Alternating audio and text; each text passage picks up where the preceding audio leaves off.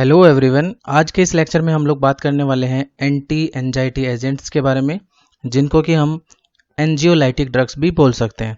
तो यहाँ पर बहुत सारे टाइप के ड्रग्स होंगे, तो मैं आपको टोटल 5 टाइप के क्या बताऊंगा, यहाँ पर ड्रग्स बताऊंगा जो कि एंटी एंजाइटी ड्रग्स हैं। तो सबसे पहले बात करते हैं यहाँ पर किसकी, बेंजोडाइजेपिन की। बात करें बेंजोडाइजेपिन की तो आपको याद रखना है इसमें कि ये एक प्रेफर्ड एंजियोलाइटिक ड्रग्स है। और इसमें कौन कौन सी ड्रग्स काम में आती हैं भाई, तो देखिए डाइजेपाम, लोराजेपाम, ऑक्साजेपाम, एल्प्राजोलाम, नाइट्राजेपाम और क्लोरडाइजिपोक्साइड जो है, ये क्या है, सबके सब बेंजोडाइजेपिन ड्रग्स हैं। इन ड्रग का जो एंटी एंजाइटी ड्रग के तौर पर अगर ये काम कर रही हैं तो इनका जो साइट ऑफ एक्शन है वो क्या होगा भाई, लिम्बिक सिस्टम। ओके। और इनका जो मैकेनिज्म ऑफ एक्शन है वो मोस्टली क्या होता है कि जो यहाँ पर हमारे पास जो गाबा न्यूरोट्रांसमीटर होता है, जो कि इनहिबिटरी न्यूरोट्रांसमीटर है, तो ये उसके इफेक्ट को क्या करते हैं, फैसिलिटेट करते हैं, इंक्रीज करेंगे। ओके। इसका यूज कहाँ कहाँ हो सकता है, तो नंबर 1 आप बता सकते हैं यहाँ पे, अगर शॉर्ट टर्म में अगर ट्रीटमेंट करना हो किसका, एंजाइटी का, तो उसमें यूज कर सकते हैं। ये रैपिडली एक्ट करता है, तुरंत इसके एक्शन हमें देखने को मिल सकते हैं। और मोस्ट कॉमनली अगर अपन बात करें इसका जो यूज होगा वो किसके लिए होगा भाई, अक्यूट एंजाइटी के लिए। ठीक है। एडवर्स इफेक्ट कौन कौन से देखने को मिल सकते हैं हमें यहाँ पर, तो sedation, impairment of memory, confusion और डिपेंडेंस जो है वो हमें यहाँ पर देखने को मिल सकती है। अगर इस ड्रग का बेंजोडाइजेपिन जो है, अगर इनका लॉन्ग टर्म यूज अगर किया गया तो उसकी वजह से टॉलरेंस भी डेवलप हो सकता है। तो ये था नंबर 1 ड्रग बेंजोडाइजेपिन।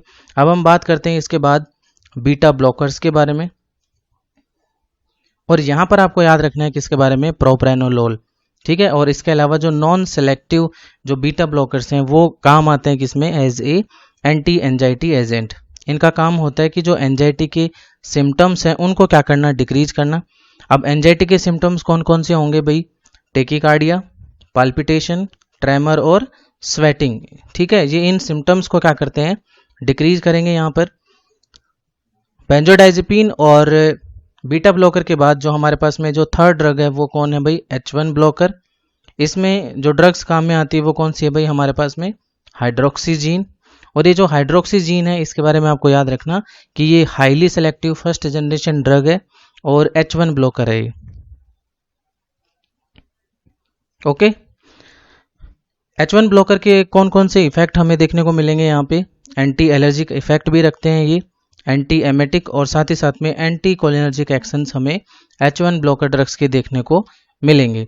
इसके बाद नेक्स्ट जो हमारे पास में जो ड्रग है वो है SSRI and SNRI, selective serotonin reuptake inhibitor and serotonin and NOR adrenaline reuptake inhibitor.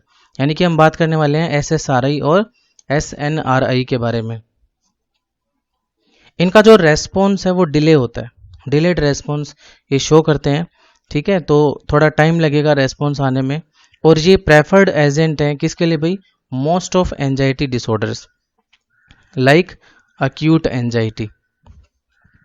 Fifth जो हमारे पास में ड्रग्स है वो है हमारे पास में बस्पिरोन, मोस्ट इंपॉर्टेंट ड्रग है।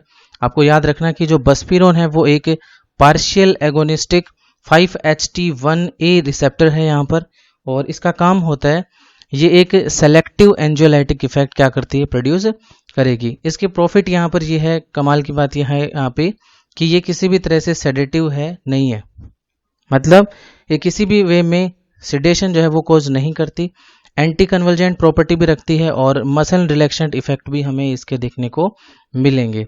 नेक्स्ट इंपॉर्टेंट बात अगर करें अपन इसके बारे में, तो यहाँ पर आपको याद रखना है कि ये ड्रग जो है हमारे पास में बस्पिरोन, ये जो सेंट्रल इफेक्ट होते हैं किसके, अल्कोहल के और जो अदर CNS डिप्रेसेंट इफेक्ट है उनको क्या नहीं करती, ये पोटेंशिएट नहीं करती। तो आपको याद रखना है कि अगर बस्पिरोन अगर अपन दे रहे हैं, ठीक है, तो ये CNS के जो डिप्रेसेंट ड्रग्स हैं और जो अल्कोहल के जो सेंट्रल इफेक्ट है ये उनको क्या नहीं करेगा, पोटेंशिएट नहीं करेगा। और इसकी वजह से ना तो किसी तरह का टॉलरेंस डेवलप होता है और ना ही कोई ड्रग डिपेंडेंस हमें देखने को मिलेगी। इसके अलावा ये जो गाबा हमारे पास जो न्यूरोट्रांसमीटर है उसके ट्रांसमिशन को भी ये अफेक्ट नहीं करेगा ये। इसका जो एब्जॉर्प्शन है वो GI ट्रैक्ट में होता है, वेल एब्जॉर्ब्ड है ये ड्रग, और इसकी जो बायो अवेलेबिलिटी है वो लो होती है, और जिसका रीज़न है फर्स्ट पास मेटाबॉलिज्म। ठीक है। फर्स्ट पास मेटाबॉलिज्म की वजह से इसकी बायो अवेलेबिलिटी क्या होगी, कम होगी, और साथ ही साथ में जब इसका मेटाबॉलिज्म होगा तो ये एक्टिव मेटाबोलाइट्स का क्या करती है, प्रोडक्शन करेगी, और इसके अंदर हमें एंजाइम इंड्यूसर और जो एंजाइम इनहिबिटर्स हैं लाइक रिफाम्पिसिन और एरिथ्रोमाइसिन। रिफाम्पिसिन जो है वो एंजाइम इंड्यूसर है और एरिथ्रोमाइसिन जो है वो एक एंजाइम इनहिबिटर है। तो ये जो हमारे पास में जो ड्रग है इंड्यूसर और इनहिबिटर, अगर इनको हमने बस्पिरोन के साथ दिया तो ये बस्पिरोन जो ड्रग है उसके प्लाज्मा लेवल को क्या कर सकते हैं, ऑल्टर कर सकते हैं। और यहाँ पर आपको याद रखना है कि जो बस्पिरोन है वो जो अक्यूट केसेस होते हैं उनके लिए इफ़ेक्टिव नहीं होती। इसका रीज़न ये है कि बस्पिरोन जो है उसके इफ़ेक्ट जो है वो हमें डिलेली देखने को मिलेंगे, और साथ ही साथ में इफ़ेक्ट को फुली डेवलप्ड होने में हमें 2 वीक तक का क्या लग सकता है, समय लग सकता है। तो ये था किसके बारे में, बस्पिरोन के बारे में।